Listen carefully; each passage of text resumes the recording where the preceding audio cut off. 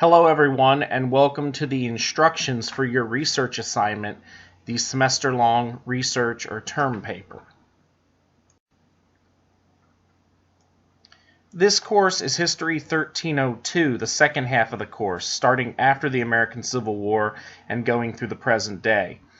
Your assignment is to research and write a term paper covering a topic that we will discuss this semester. This topic must be approved by me, so I would like you guys to send me an email with your research paper topic sometime in the next week.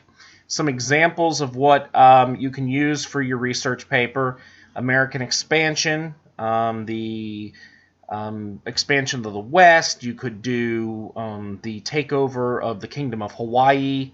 You can do the Gilded Age. You can do World War I, World War II. I do ask if you do one of the wars that you split it, break it down, maybe do like the causes of the war, like the causes of World War I or the causes of World War II, or a specific leader. The wars are just too in-depth and too much. People write thousands and thousands of pages on these wars. It's very hard to do, the amount of work necessary to do it justice. The Cold War, the Civil Rights era, the Reagan Revolution, the Vietnam War, or a biography. Biographies are always good. They're usually easier because in most cases it's from birth to death and then everything in the middle. So that's usually a very good place to start. The length of the term paper is supposed to be about 5 to 7 pages of text. This is a summer course, a quick course. We don't have time to do a 20-page or a 12-page paper. I like to keep it 5 to 7 pages. That way it's easy for you to write and it's easy for me to grade. Now this 5 to 7 pages is just text. That does not include your title page, your footnotes or your endnotes, and the bibliography. This is only the text of the paper. The paper should also be double-spaced, typed in Times New Roman 12-point font.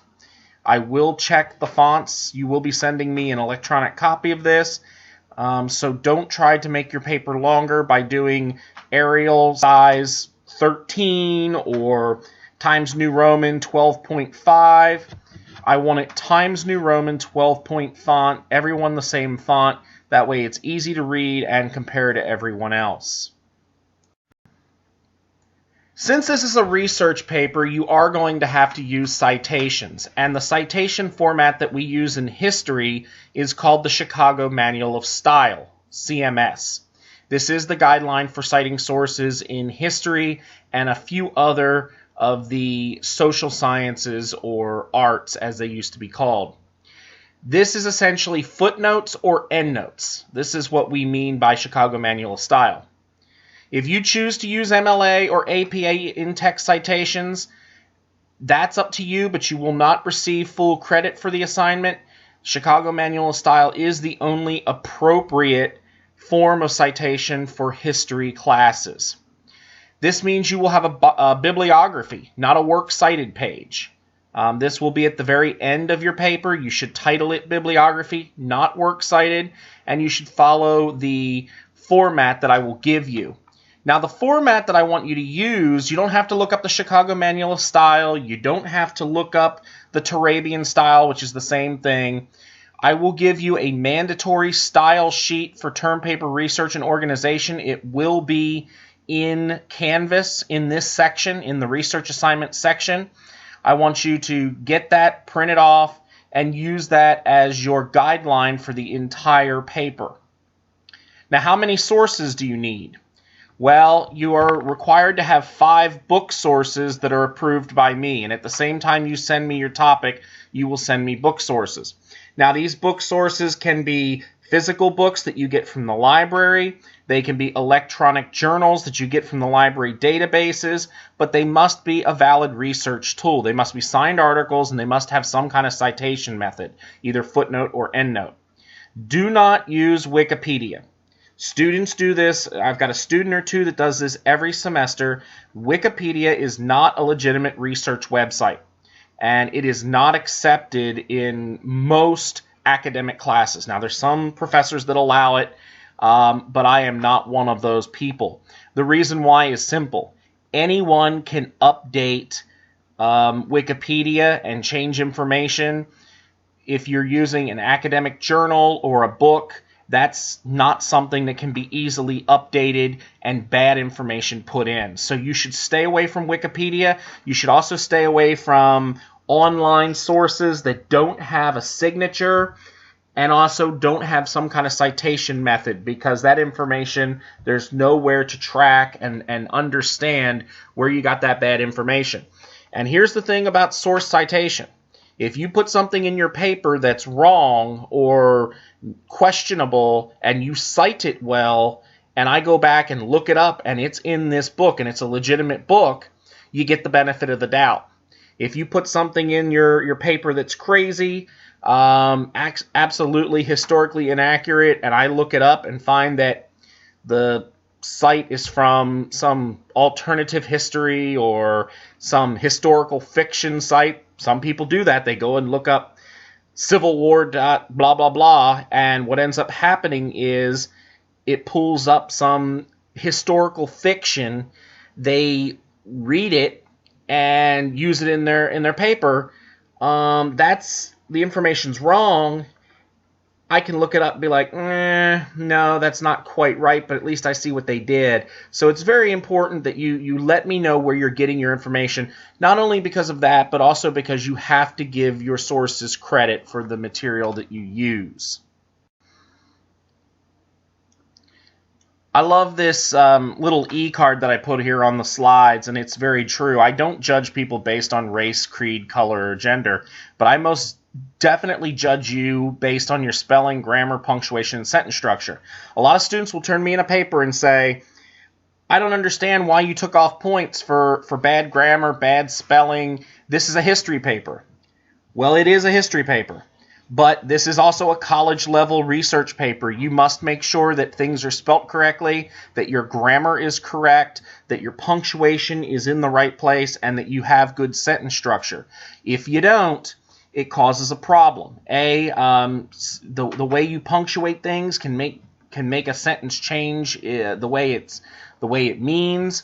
And not only that, you're supposed to be, at this point in your life, a well-written individual. You're in college, so you should be able to write at least on a low-level academic tier, so to speak. I'm not expecting you to be able to write like a PhD candidate or a master's candidate writing a dissertation or thesis, but I do expect that you write on a level commissary to your position. Of course, that is a freshman or sophomore in college at a junior college level.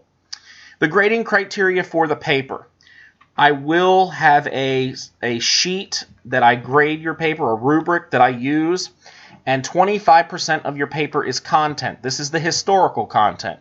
I go through the paper, I read it very carefully, I make sure that the historical content is as accurate as possible, and once I deem that possible, I grade it.